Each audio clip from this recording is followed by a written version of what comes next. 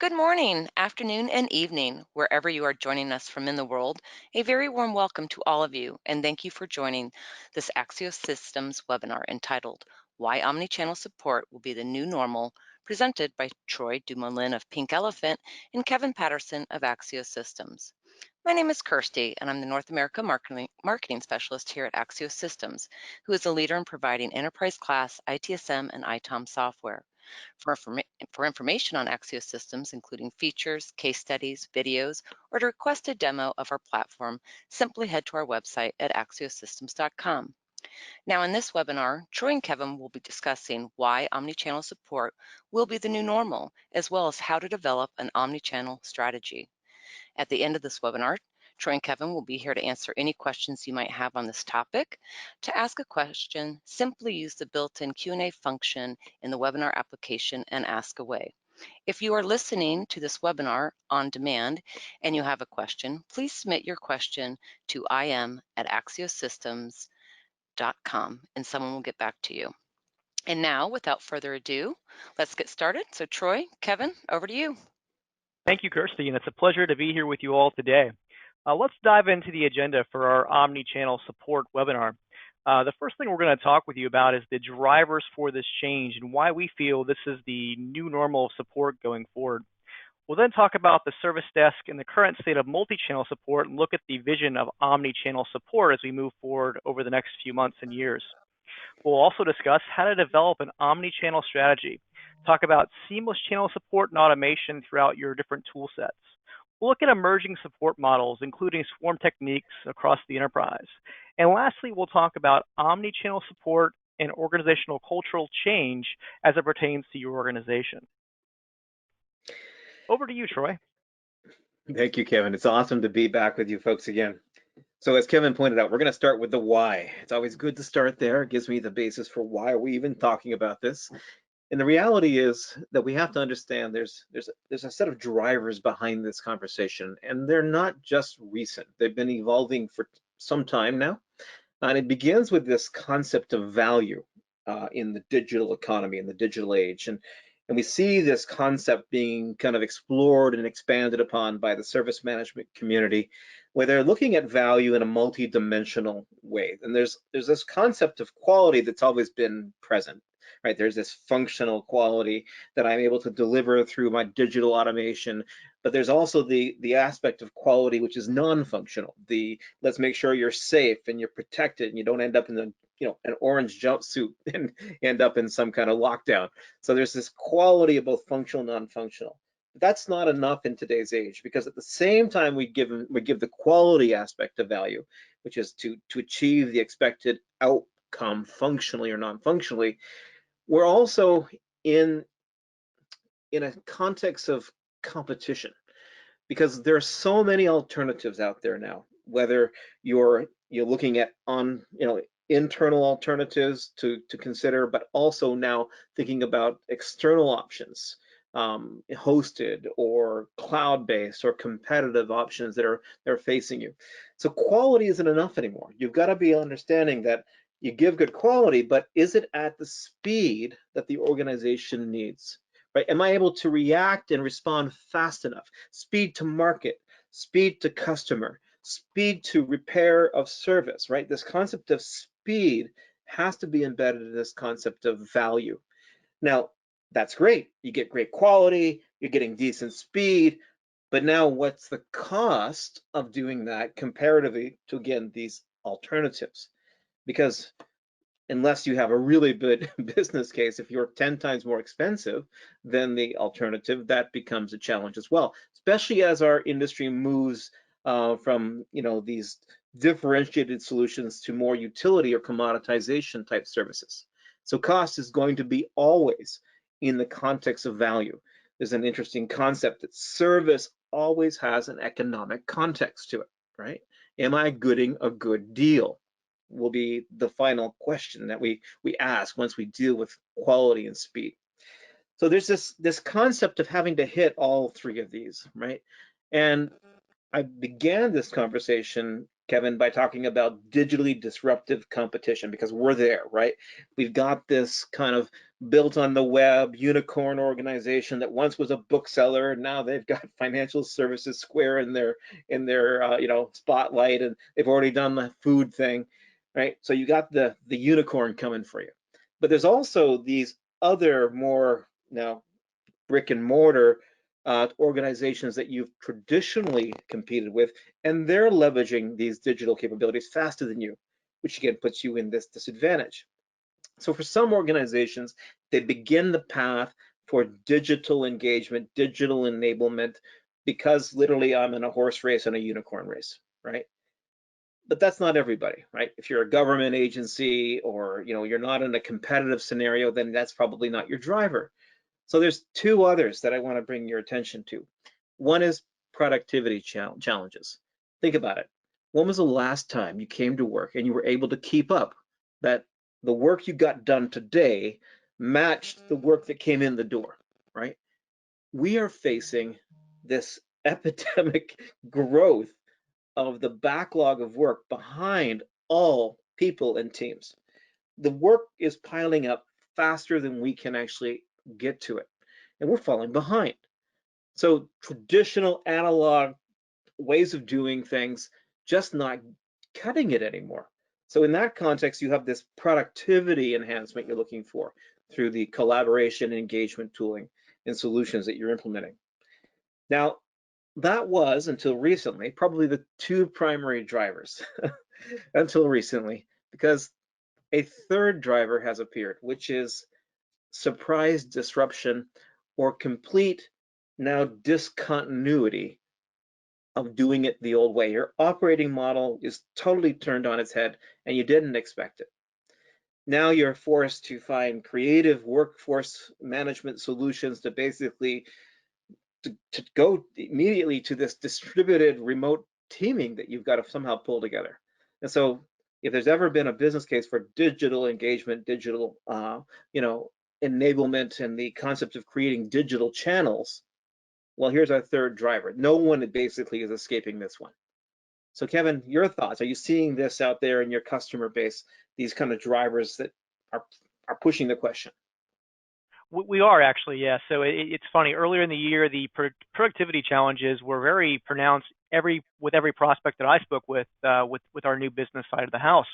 And I think with the this global pandemic, that's really exacerbated some of those problems. So now we're seeing that that workload just didn't go away, right? So they still have that challenge, and now they're finding themselves working remotely. So I've gone from having, two or three screens to one screen and on my laptop, and I'm struggling to keep up with that demand. So we are definitely hearing and seeing the same things that you're talking about today.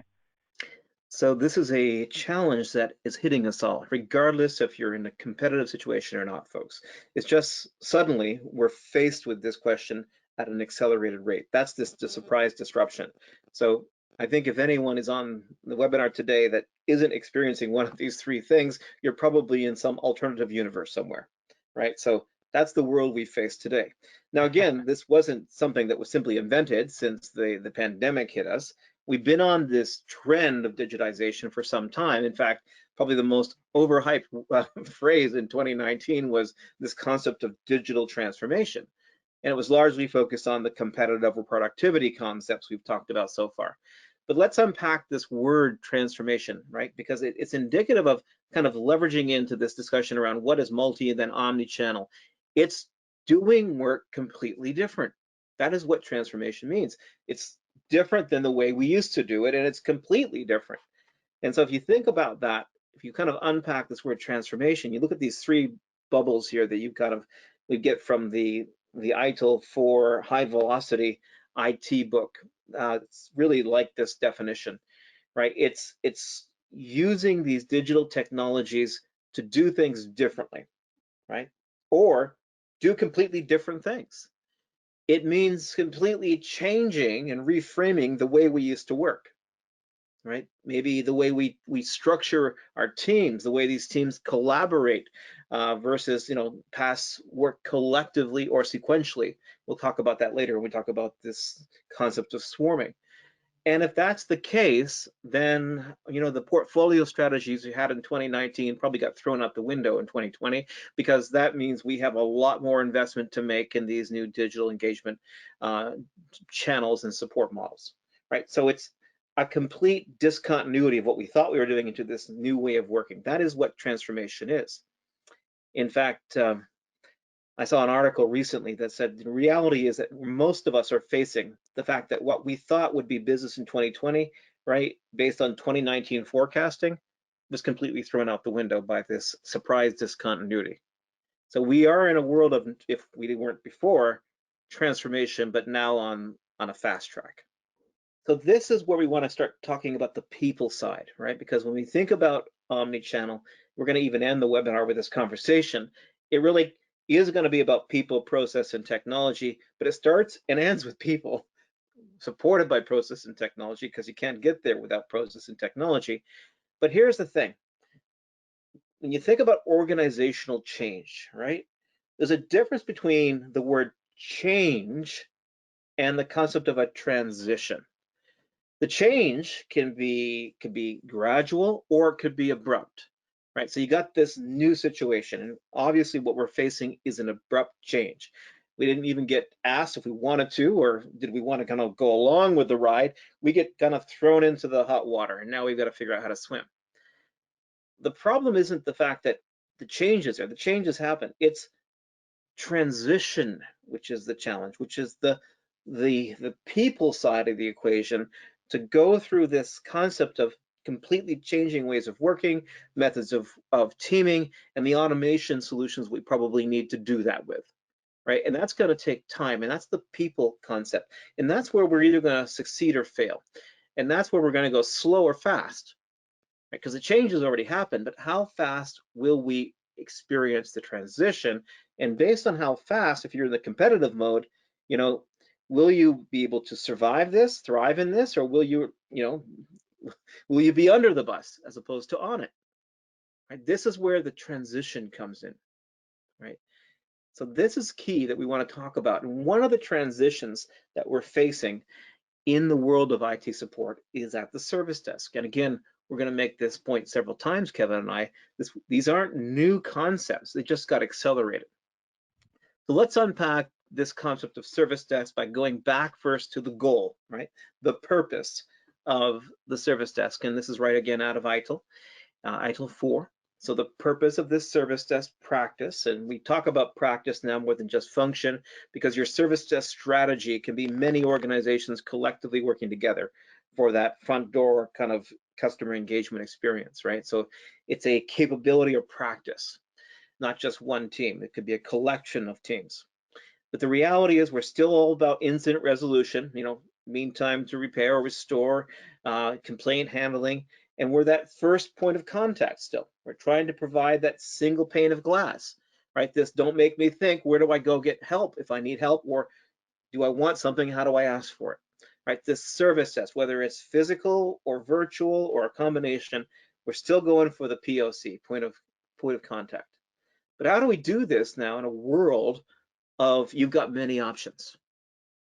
That's an interesting question. And that's the question this webinar is facing, right?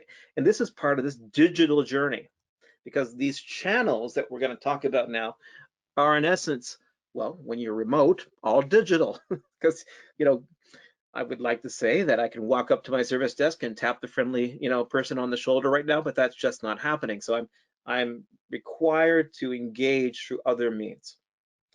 So again, all communication and language begins with a shared definition of terms. So this is a good place to start if we're going to have a conversation. Let's gain a shared understanding of some key definitions here, right? So multi-channel, this is quite interesting. This is simply, let's try another channel. Let's give them another option. Let's give them another choice. And so when you think about this, when you go beyond two, right, you consider yourself possibly being in the world of multi-channel. Now, Kevin and I were joking before, said, well, why two? And he said, well, it's more than, it's more than two. So it's, what would you say, Kevin? It was, it's not dual. Dual channel support. actually go past dual, what do you use? Well, apparently it's going to be multi, and then we're going to talk about omni, right? But this multi-channel can be very much still me, the provider, has a great idea.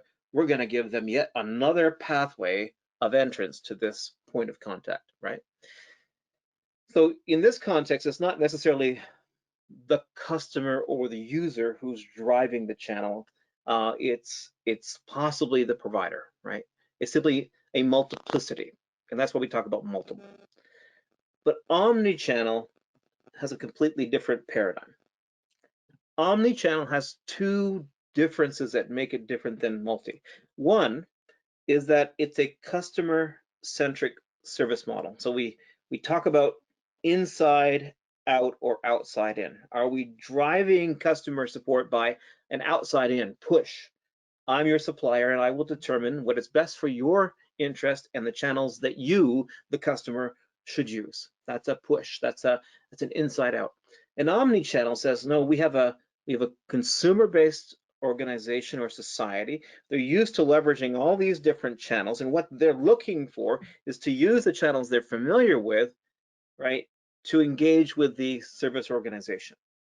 So this customer-centric, what channels does the customer want to use, is the starting point that they choose, right? Channel of their choice, as you see in the bold term. But here's the other differentiator between multi and omni.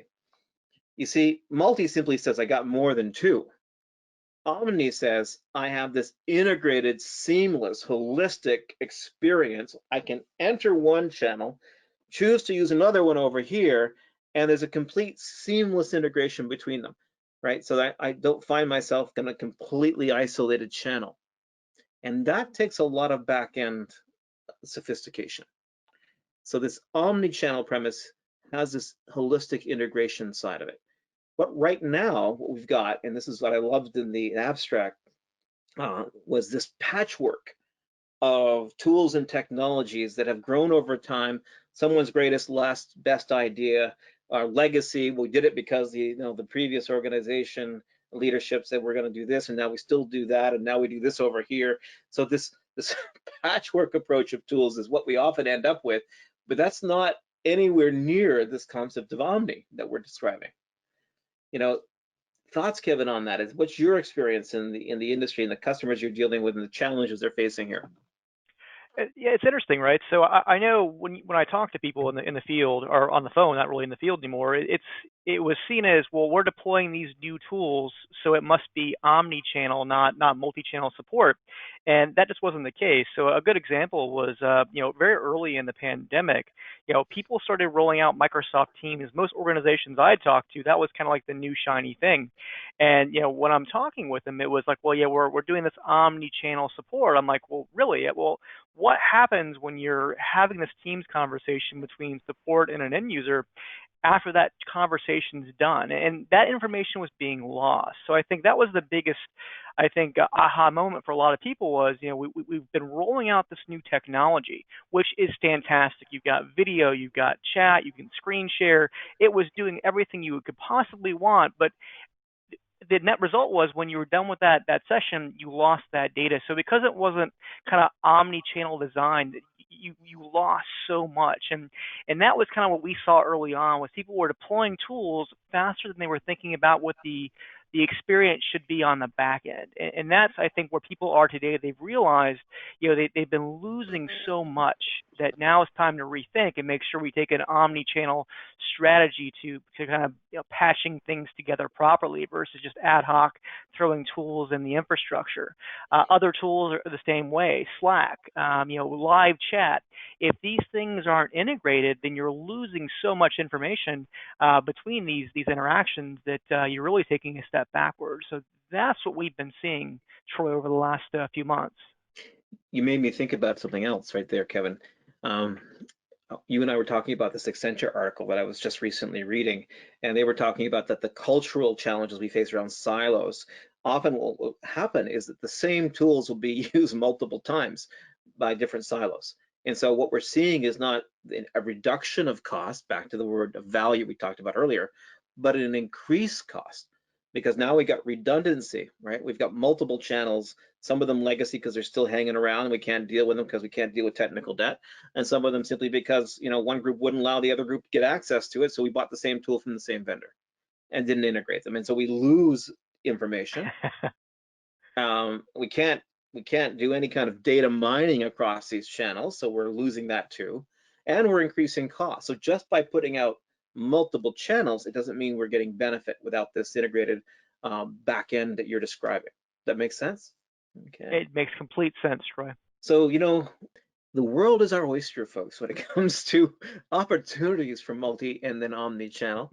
We're seeing a lot of these traditional ones like phone calls and emails being supplemented by the greatest, cool kid on the street, which is the automated AI chat bot, right? We're seeing still the need to offer the service desk, and maybe we still want to hold on in some ways to that kind of, expert desk that we developed around the physical on-prem side of things.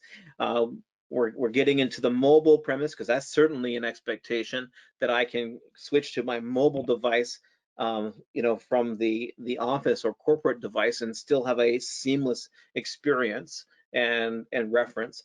And even now the concept of, how do I get engaged with forums, whether they're on-premise forums within the organization or where the organization is seeing a leakage of support to outside forums because they can't get the inside, people to pay attention to them.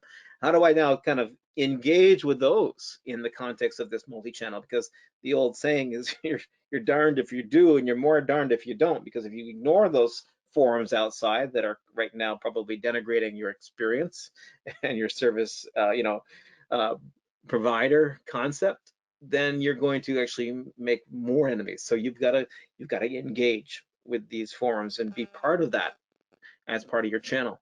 So I've got to pull all of these somehow together, right? Versus this patchwork and kind of unplanned approach. And so we've got multiple options and opportunities. What are we going to use, and how do we use a pull or customer-centric view of, responding to customer need versus what we think should be? So that kind of, comes to this concept that we have no shortage of tools out there, whether they're telephony systems or workflow management concepts, whether they're remote access, configuration management. When we think about the complexity, right, of our automation and tooling environment, it starts to get daunting. So what do we do? How do we rationalize? How do we simplify? How do we integrate this? And that's where it becomes an interesting challenge, right? We've scrambled, and perhaps what we're experiencing right now is the effect of the scramble, but now we've got to come off the scramble to more of an intentional approach to this. So we got multi. That's a good first step. It's better than having only one. Sorry, you can't deal with me as a service desk unless you send me an email. I'm sorry, that just does not cut it today, folks. One way of getting support or email and phone call. You're not going to win friends and influence anyone with that kind of traditional approach. You're going to have to expand your horizons here on the technology side. Your challenge is going to be integrating it, right? To Kevin's point earlier. So, when you're out there, Kevin, and you're looking at this kind of patchwork quilt, what are the challenges that you see facing these organizations? Yeah, the biggest thing I think is the influx of data from so many different places is really hard to manage. So I know, this is 20 years ago when I used to sit on the service desk. I had one job, Troy, and it was when the phone rang and the light flashed, I picked it up, and that was the channel in which I communicated with the customer. Now, as you just kind of laid out, there's so many different entry points and so much technology that's supposed to be helping us, but in all actuality, it's not, because we're still struggling to intake the work, provide service, and then get the customer on their way. And that's, we're still seeing that as one of the biggest challenges today is, everybody wants to roll out more channels, but, they're not able to manage the ones they have. I think what I see in the field today is, I think most customers, or most of our prospects have kind of rolled out the big three, I call it. They've got great voice and phone support. I'd say about 98% or so, intake calls for over the phone still. About 85 or 86% are offering email as a channel. So that's another channel coming in they're having to manage. Some manage it by having their tool consume it. Some manage an actual inbox, which it raises its own problems of keeping track of that. And then the third channel that's most popular is in person, which, as you talked about, is really no longer an option. So, about 60% of people I talk to have had that as an actual way of getting work in. And again, the biggest problem comes in when you try to understand the customer and the services you support as a whole, right? Because again, going back to the different channels, I lose so much by not having a holistic system of all the interactions we've had with them via text or via live chat, and then they call on the phone, and if I don't have access to that, it really holds us back. And that's we're hearing a lot of people come to us and say that, and that's what we're trying to solve over the next, I think, few months, is helping organizations look at that big picture, the holistic view, and kind of drive them in the right direction. So you made me think about the whole, current hot trending topic of, the promise of machine learning, artificial intelligence, right? So AI ops and chat ops, they're all about automating all of these systems, but they depend on a collective data model, a shared data source, where I've pulled the data from all these channels together for pattern recognition and correlation, right? So you can't even begin to leverage the emerging technology of ML and AI unless you begin to pull the data on the back end together. And I think that's a key thing that you said a few minutes ago, that Mm-hmm. if you want to take advantage of these big trends, then you're going to have to figure out how to integrate these channels. And that's a key message, folks. The tool That's a alone, great without point. it. So Go ahead. yeah, and early on with the AI, we saw a lot of vendors actually put together these chatbots and virtual agents that would really just stand alone. They really didn't tie into a system. They would actually just what were glorified knowledge bases where you type in information and there'd be some natural language processing to find the right knowledge article and kind of type it back to you kind of real time.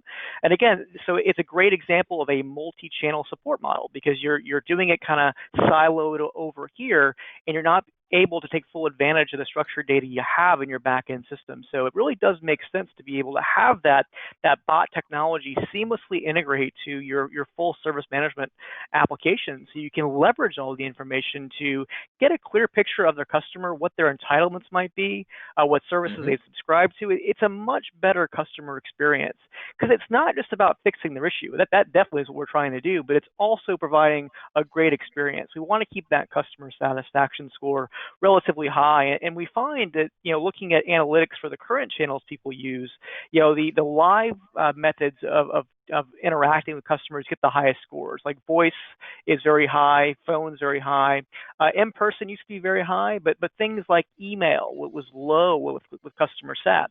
The virtual agents and the chatbots has the potential to be high. We just have to get a better customer experience. I think right now the average virtual agent's resolving like less than 10% of issues on first contact. So that's a very large percentage of things that aren't being solved. And historically, we've seen organizations that when they roll out these virtual agents, if that virtual agent can't solve the issue, they give you a hyperlink to then click on a button and go to a portal or go somewhere else. And that's not what we're looking for. We're looking for that integrated experience where if a bot can't help you, wouldn't it be great if a live agent stepped into that exact session that you're in, that you started on your terms, to be able to provide that service? And that's, I think, one of the goals here for Omnichannel, is to really not just solve the issue at the best cost and the best quality, but keeping the customer sat high as well. Extremely well said, which is a beautiful segue into the fact that once we've got the technology in place, we also have to consider, coming back to the people element, the teaming and structural approaches that we're going to need to put together. Because the best tool in the world, folks, won't solve cultural or teaming challenges, right? So we've got to find ways to integrate not just the solutions we use, but the teaming structures we have around these solutions.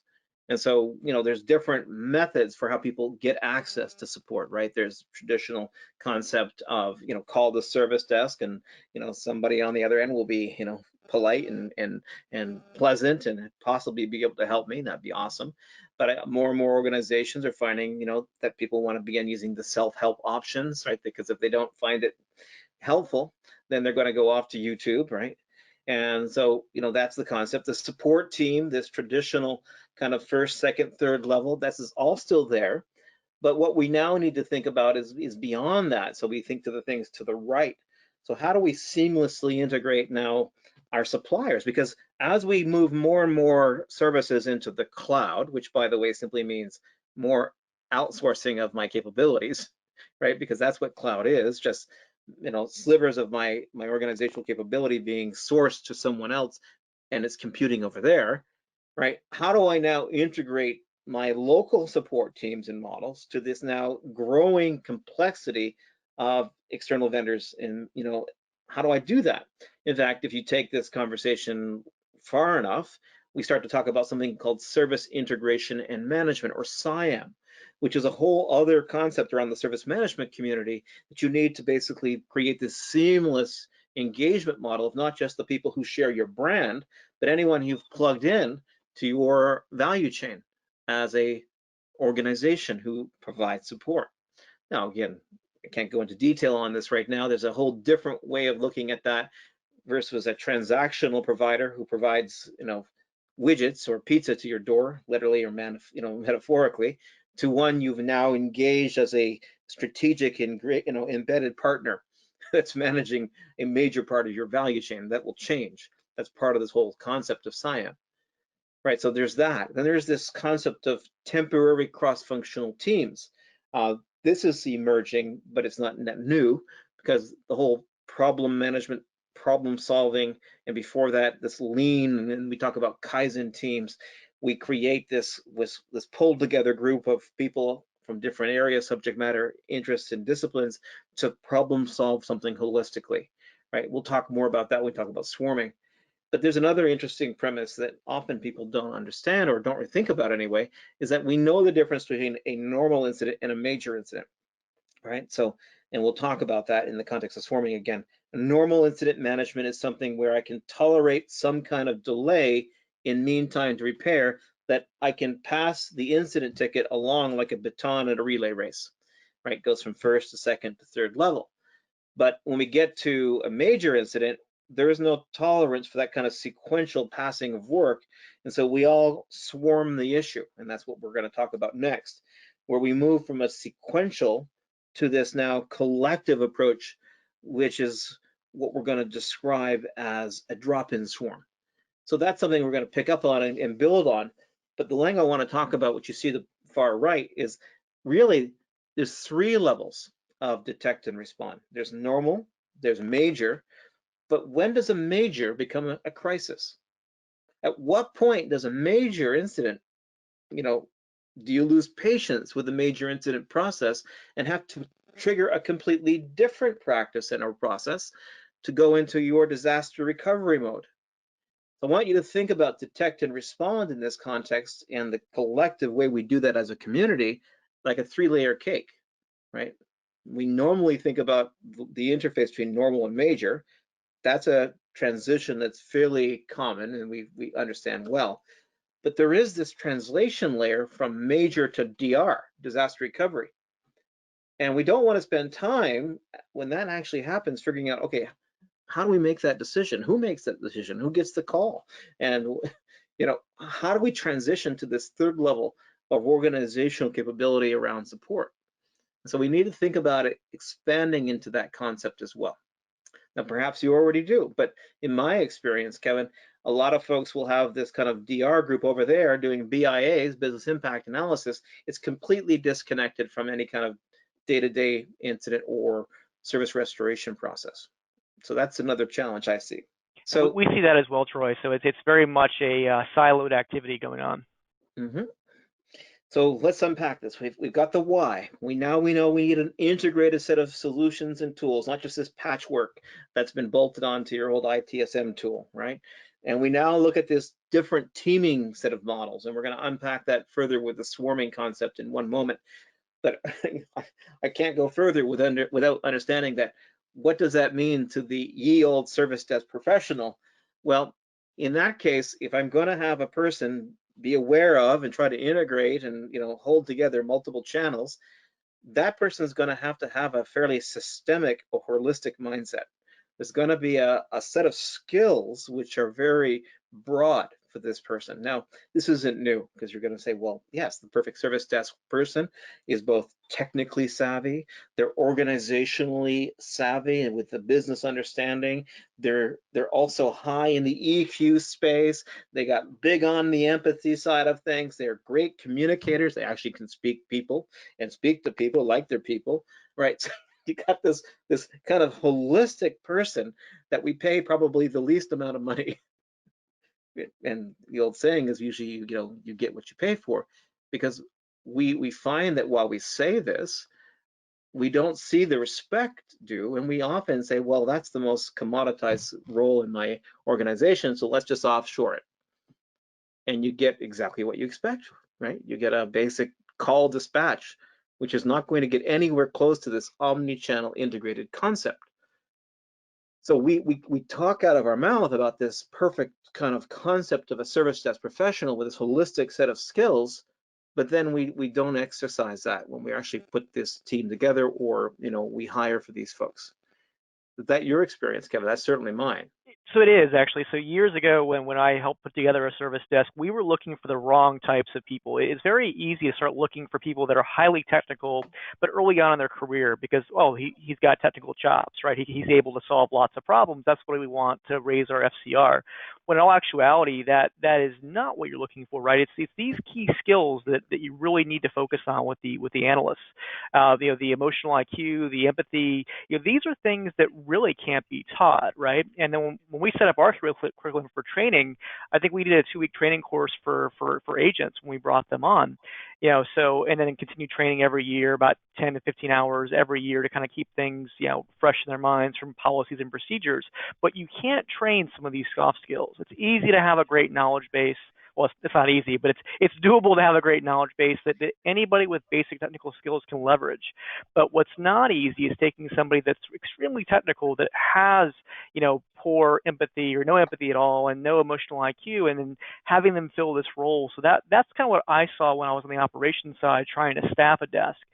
Going forward to today, and working with Axios and helping organizations, set up tools and have work with the people in training. I see these skills are really helping people shine in that role. And again, going back to your point, they're one of the lowest paid technical resources in the organizations, but they are really the face of IT in the modern era, right? This has single point of contact.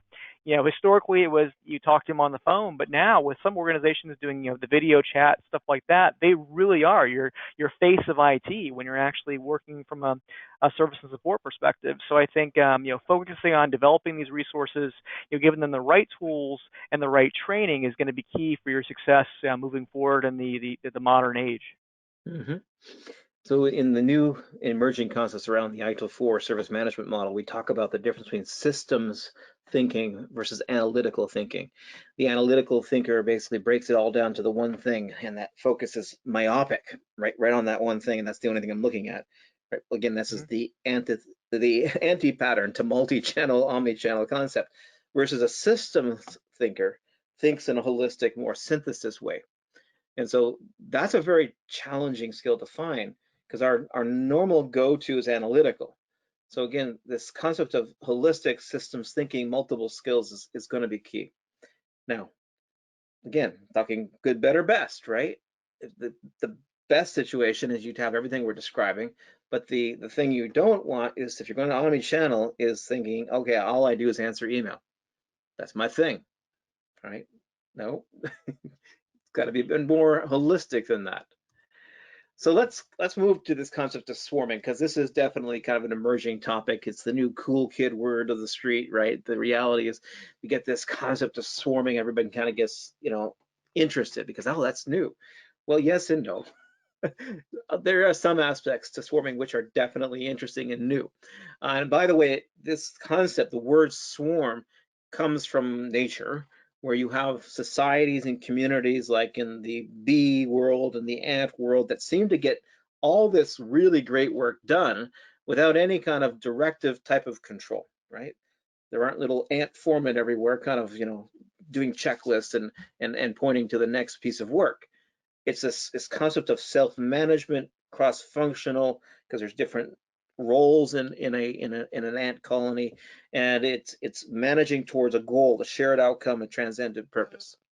And so this concept of swarming, we get out of this concept, and it actually is where the Agile Scrum principle comes from, by the way, because if you think about the word Scrum, that's actually from the rugby concept, where I don't have individual people who play individual roles. They pull together as a team, and they collectively flex back and forth as required to get the ball as a team to the end. So this is very much kind of the genesis of much of the learning organization and agile movement, right? So you're creating this cross-functional self-managed aspect. You're avoiding the sequential concept of support we talked about earlier. Not that there's not a place for sequential support when we have less urgency or the clock isn't ticking to the point where I have to do something different. Some areas of support can still and probably are best handled through a sequential passing of work.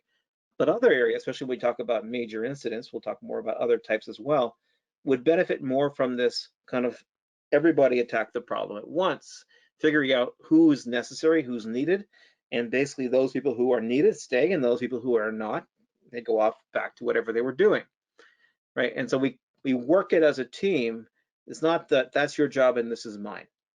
So this is where this comes from, and a lot of interesting research that kind of underlies some of the base philosophies of swarming.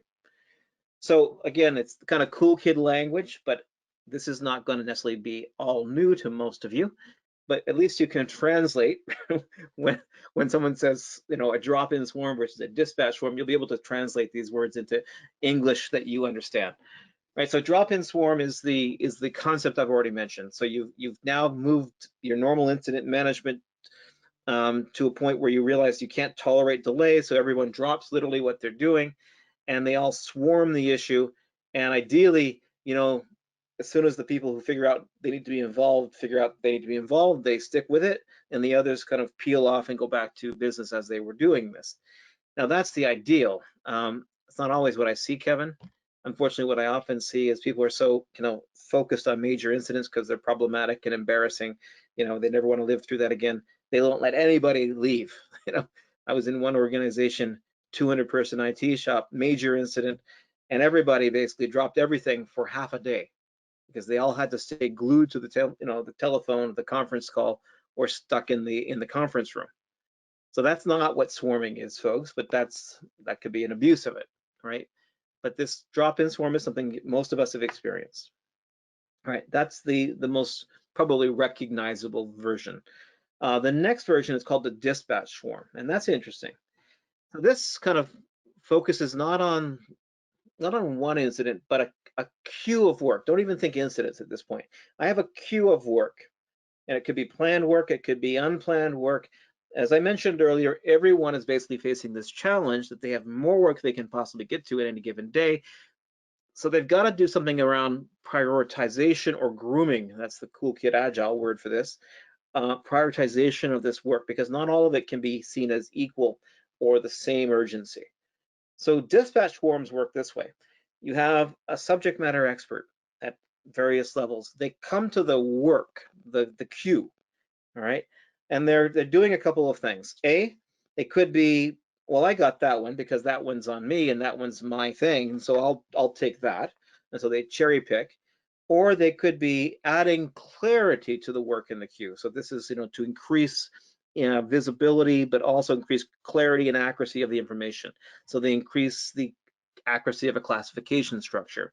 They might be able to figure out, okay, well, the best person or group or product team to support this would be this one over here, so they can improve an assignment of it.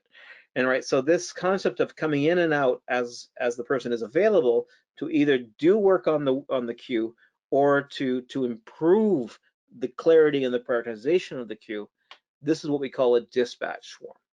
Okay. Now, the last one here, and we'll kind of dialogue and think about this a little bit here, is a backlog swarm. So this is an interesting one. So there are some things in this queue of work that require, again, this concept of a cross-functional team. Multiple subject matter experts from various disciplines or technical towers need to be assembled, not just technical, because I could bring in security and compliance and regulatory and customer voice and supplier. So when I say cross-functional, I really mean cross-functional. That we pull together a short-lived problem-solving team to tackle this one. And a lot of times that comes out of the dispatch swarm, by the way, because it's identified as needing this kind of thing. And so again, this is not new, because if you come from a lean background, you know what I'm describing as a Kaizen event, right? Or problem management type of problem analysis, root cause analysis, and then error solutioning. So problem management via ITIL would be something in this context as well.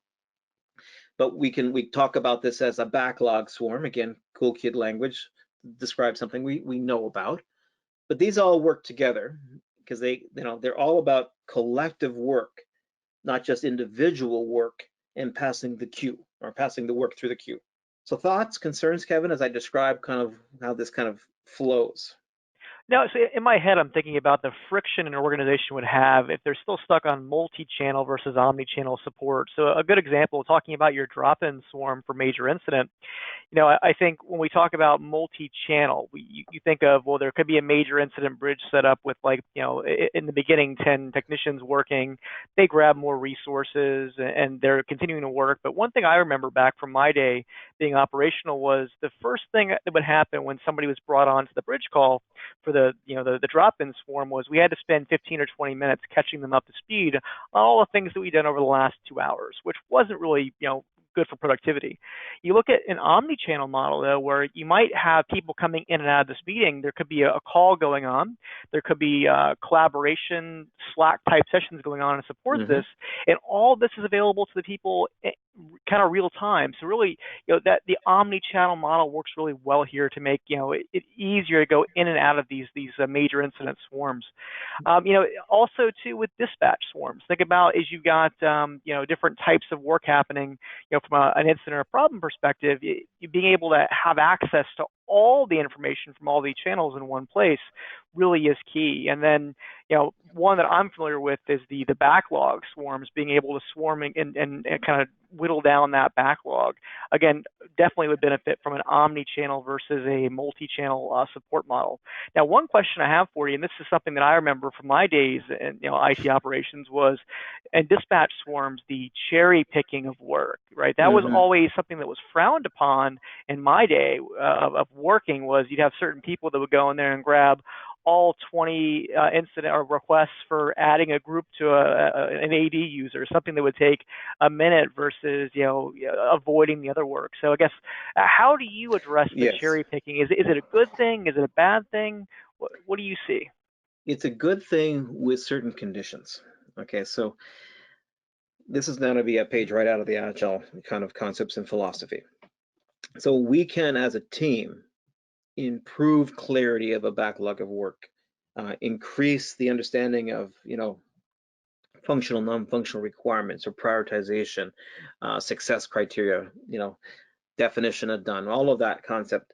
But there's still, in the Agile concept, one person who's accountable for the overall backlog and its prioritization, and that's the product owner. Or if it's not a product, it's the process owner, if we're talking problem management, or the service desk team lead, if we're talking the service desk. So there is a parent in the room who's making sure that we all use a shared understanding of prioritization and understand that prioritization is an outside-in customer-centric thing, not me and my personal opinion on the incidents that I would prefer to take on my own. In fact, this is a critical role, that this owner concept exists, that sets the policies, the boundaries, and the structure by which we do this prioritization collectively in a shared way. In fact, we can expand on that even further to say, in a self-managed, self-organized team, they're not able to take stuff anywhere off the backlog, Kevin. They can only take it from the top, because in the premise of a groom backlog, the top is the higher value, higher urgent, higher priority work. And so they might be able to cherry pick, but they can't cherry pick from the bottom. They have to be cherry pick from the top, which is a prioritization that's based on a much bigger concept and understanding than this person's personal bias or preference. Does that make sense to you as I describe it that way? Yep. That that is some great insight, Troy. Thank you for taking the time to explain that. That makes complete sense to me. Yep. I actually had a customer challenged with this, asked me this question. We've moved to a Kanban board. We're getting visibility into our work. We're understanding the backlog. And I said, okay, well, what's the challenge? Well, we're not getting the right work done in the right time frame. And I said, well, how are you deciding what work we're doing? Well, everyone is deciding where they're going to pick work and what work they're going to pick off that Kanban backlog and pull it forward. He says, no, that's not how this works, right? You can empower the individual team members to improve clarity, but in the end, they have to use a shared understanding and transcendent purpose to understand what is first and what is second. That's why it's important to have priority models that we all use, not just, theoretically in the tool, but we use it consistently and collectively. These are the structures by which the human being community operates as a community versus individual bias. Yeah. That's a whole other conversation. So this concept, we're kind of ending up now back where we started, because your question really triggered in on the people side again, right? All of these structures are wonderful, but it comes down to how we choose to work collectively and how we understand the work from a premise of shared goals and shared objectives. It comes back to the principle that really, when we talk omnichannel, I have to leave this silo mentality back to that we have shared objectives and shared outcomes, and all the channels that we now collectively leverage have to be integrated so that I can get access to shared back-end data. That I don't lose that data. I can automate and take advantage of these wonderful emerging tools like chat ops and AI ops and all of those things we talk about a lot of these webinars. It all comes back to the people side of it. And so the interesting thing is the whole premise of omni-channel, let's set that back up, has been happening for some time. And whether you were in the competitive situation or the, oh crap, I need to get more productive situation, or the, we're in the, we've been thrown into the pool and now we have to figure out how to swim. We've basically have all been on the journey. It's just, where are you in the journey of moving to these digital engagement channels? So let's imagine though that, we're all kind of collectively, at least at this point of, the the situation we're facing, where the pandemic has thrown us all immediately into a world we didn't expect, at least not 6 months ago. So what happens? And all human behavior kind of follows this. Change happens in a very similar way, and it's called the grief curve by a woman by the name of Kubler-Ross, where it's originally kind of envisioned. But what happens in this kind of transitional period? Remember back to this, the change and then the transition. This is the transition. Is first we're shocked. We're kind of immobilized, and how long we stay there is a question. Good leadership will get us moving quickly. Otherwise, we kind of just flounder for a while. But then we pretend for a while that it's not really happening, or it's just temporary. If you remember back, Kevin, when we first started this pandemic, it's like, oh, this is a 1 week, a 2 week thing. I'm sure we'll be back up and running in the, back to normal, in 3-4 weeks. Let's figure this out. It's a really temporary thing. And so we all can, convince ourselves that this was only a temporary thing, and we'd solve this and get the whole thing figured out in 3 weeks, right? Then we realize, oh crap, that's not going to happen. Though we had to act, right? That's why we got a little bump in productivity. You'll notice that denial still doesn't, we act. We got past the shocks. We started putting in these remote systems and engagement channels. That's called good. But then we got angry because we started realizing, well, wait a minute, I didn't mean to do this permanently. I didn't plan to do this going forward. That was supposed to be temporary. And so we start to get angry. Well, no, I want to step back here and go back to email and just phone calls, right? So there's this anger that kind of emerges, and blame. We start pointing fingers, and then we start to negotiate. Well, you can have that channel, but don't expect that to be around in the new world, right? But now you've given them access to it, so you've built the bridge. You can't unbuild it, right? So we go through this negotiating, bargaining concept, and then we get to this depression. Oh crap, the world I used to know is different, and there's no going back. And this is very interesting, because at this point, we no longer talk about going back, right? The return to, I'm sure we'll be on planes again soon. We start to actually accept that the world we're going into will look nothing like the world we just came from. And that's a real depressing time because I'm experiencing loss. And a lot of you might be in that context, right? Then I start to say, well, we could do this and we could do that, and this is actually getting us this benefit. So you start to explore the possibilities that this new world might be, if it's not better, at least livable and maybe even better. So acceptance and exploration to the world of, oh, yeah, that digital engagement omni-channel thing, best thing I ever thought of. Is my idea, right? So this new normal we're all talking about now is we're moving beyond that. So the interesting question is, in your team, in your organization, there are people at all different stages. There could be people up there saying, I'm sure we're back in 3 weeks. Some of them might be still angry. Some might be negotiating. But here's the thing, folks. There is no going back. Pandora is out of the box. You're either going to do it well or you're not. Now, the interesting thing about this transition is it's never done. Like as soon as you get through, something else comes in and throws a spoke into the wheel. And so we're constantly going through this cycle of change. At least understanding where you are helps understand your emotional or acceptance situation. Does that make sense as we talk about this new normal to you, Kevin? It does, and it's funny. So being that my job is now 100% remote, and I spend most of my days on calls or WebExes, kind of talking to organizations.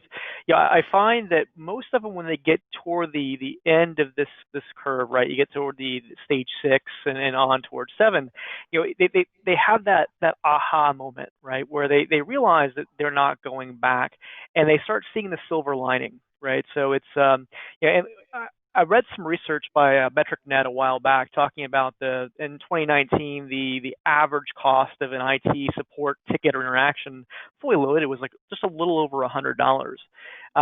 Field support tickets were about $221 on average when we looked at the fully loaded cost there. And right now, because of the pandemic, the field support pretty much isn't happening. You're not sending technicians to people's cubicles or offices anymore. So the costs are way down. So you can really start to invest in some of these other omni-channel options when it comes to live chatbots. And honestly, the cost per interaction there is much, much lower. You're looking at, I think, a self-service ticket these days runs you about $2 fully loaded for the technology and the licensing. So it's that aha moment when you realize that maybe it's a good thing we're not going back, because we're actually going to realize cost savings and potentially better customer satisfaction, again, because I'm not waiting as long to get service. It takes me an hour to drive to a downtown office to fix your laptop, but heck, I can do it with my remote control tool right here from my desk and have you up and running in 5 minutes. So I think it's a golden opportunity for us to rethink how we do support, and a lot of organizations are seeing that today. Let me see what you just said. Quality improves, speed improves, and cost reduces. That sounds like value to me. I think we kind of started this whole conversation right there. Increase value in all 3 dimensions. Absolutely. Absolutely. Folks, It's rare to get all 3, right? But I think now is the time, and people are doing it. So it's fantastic to see. well, the reality is we used to be told this concept of quality, cost, and speed, you can't have all 3. Well, horseradish. Because if you start reducing variability, right, reducing technical debt, what happens? You improve quality, increase speed, and lower cost. But that means moving from this patchwork of unintended oops by accident approach to your support model to an intentional integrated holistic approach, right? The key here, folks, and I hope you've gotten this message, is that the pandemic didn't create this journey. It just accelerated it, right? I love this quote. Change has never happened this fast before, and it will never be this slow again.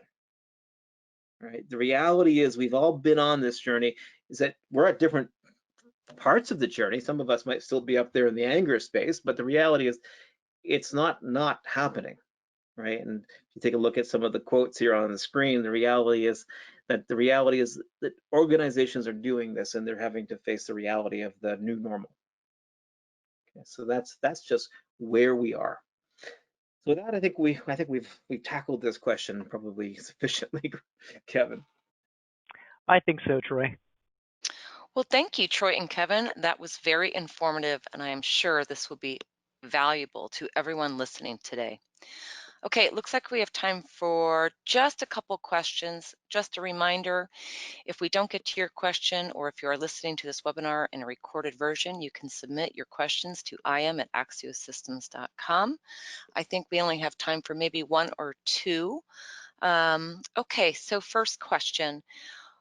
I think it can go to either one of you, but what would the critical success factors be for omni-channel support? Hmm. Well, that could go a couple different ways. We could talk technology, we could talk about teaming, we could talk about culture. Um, why don't you take the technical one? Go for it, Kevin. I can do that. Yeah, so it really comes down to what I think from an omni-channel perspective, critical success factors, what, from a technology standpoint, what tools do you have today, and what channels and how are you measuring those channels? So I think a good rule of thumb I talk to people about when they're looking at going through here is, once they've decided to go omni-channel, is helping them define, metrics to support the cost, productivity, and quality of that service. So I'll pick on chat since most people are starting to take live chat a bit more seriously. Yeah, I think some good metrics to measure here to support your CSF would be things like I think cost per chat is averaging about $16 right now. I measure things like what's your average minutes of handled chat time, similar to what we did for phone support back in the day. I would also measure how many chats per month we're doing per agent, and I take a look at the customer satisfaction level of that as well. Now, something we didn't talk about today, I think is important, is when we look at some of these other channels, we've got the ability for agents to do more than one thing at a time. In the old days when I would field phone calls, I could only solve one issue on the phone at a time. Fast forward to today, I think when we pick on chat as an example, most organizations I work with have agents that are working in the chat channel do 2, 3, or sometimes even 4, simultaneous conversations. So I'd also measure what the average chat session, how many chats they're handling at one time, and I'd measure that against the customer sat to make sure they're not providing a lesser service. So from a technology standpoint, I think that's how I would handle it in measuring it to see how we're being successful. Troy, I'm interested from a cultural standpoint what you see here. So can you talk a little bit about culture, what you measure on the culture side? Yeah, so the technical you can say is kind of like the enabling factor, because if we don't have an enabling factor, it's challenging to achieve our goals. But here's my observation. See, nothing we talked about today was relatively new. It was just looking at it and maybe explaining it in some new terms. So we have the tools. We have great tools like Axios systems and the products that you guys sell, integrated with other, organizational tools as well. Um, we have knowledge. We've got so many reference models and best practice books out there. We could shake a stick at them. So it's not a lack of tools, and it's not a lack of, of knowledge. Then what stops us from actually getting this done, to actually achieving this transformational goal we talked about earlier? And it's this concept of I'd rather work in a silo than in a team. And if I say team, it's my individual team. It's not the we team across the greater IT, or maybe even the greater business concept. So it's this real silo mentality that we struggle with today, that in my opinion is eating our lunch. Right. So the reality is, for us to actually to get this going, to create the emphasis for transformation, we have to move to this more collaborative, we the people find something self-evident and true, with shared goals and shared objectives, leveraging shared tools. And that, in my opinion, is the hardest thing, because it's not a tool challenge, it's not a knowledge challenge. Then why aren't we doing it? Organizational will, culture, and the lack of leadership that is empowering the first two. My biggest concern. All right, well, thank you. Okay, I think we only have time to get one more question. I'm going to go ahead and squeeze it in. Do you have any suggestions on how we can help improve the skill sets of our team members to better equip them as we move towards this omni-channel approach? There's an old saying, Kirsty, hire for attitude and Ooh. aptitude versus technical, right? So the technical you can learn. It's a lot harder to find people with empathy, EQ, and good communication skills. I would start there and then add the technical. Or if you had to choose, go with the attitude and aptitude and then bring in the technical. Don't start with the technical and think you're going to teach Sheldon Cooper how to be a people. You know, it's start with the end in mind. Good point, Troy. All right, Yeah, everyone. totally agree. I think one thing I do also, Kirsty, Go ahead. oh, sorry, I didn't want to cut you off. I said one thing I would also look at too is the training, the yearly retraining of service desk staff. Historically, I've seen it be much more around technology.